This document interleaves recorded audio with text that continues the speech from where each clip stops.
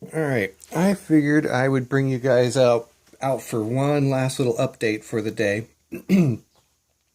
So I've got my hub, I've got the keyway slotted into it. It worked out like a charm. I had a little bit of trouble with the tool. I kept having issues with the bit itself. Kept trying to slip backwards in the fixture that I had for it in the tool holder. But I finally got the brilliant idea to upgrade from a set screw to a hex bolt, and that pretty well solved the problem right there for the most part. Plus, between that and I was kind of taking too small of bites with the metal, or too small of bites every time I would increment it forward. So I wound up taking slightly larger bites, and that seemed to help a little bit as well.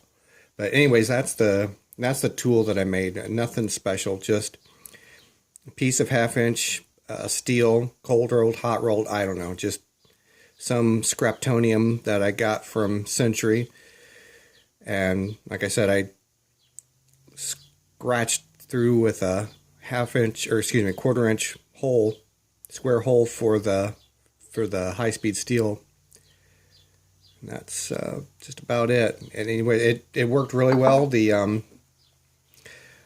I only lacked about, I don't know, 2-3 thousandths of an inch or so on the back side of it, but I can live with that. It's going to be a really super tight fit, but worst case scenario, I can always file down the key itself a little bit, the key stock. So I'm not worried about that. I'm happy to have it to that point.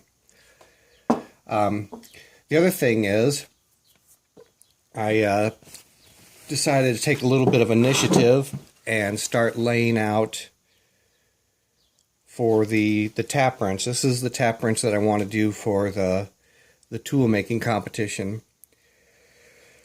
So I figured I wasn't really quite up for starting to make any chips on it just yet, but I thought it would behoove me to go ahead and lay it out as accurately as I possibly could. So I think that will give me kind of a nice springboard to start messing around with the actual machining. Hopefully tomorrow I'll start making holes in it and see how far I get into it before I make a major mistake or something. But one of the other things, Craig of Craig's Workshop mentioned, as I was talking over the design, I had said something about trying to feather away some of the material in this area here to make the thumb wheel more accessible. And of course, he had an excellent suggestion for that.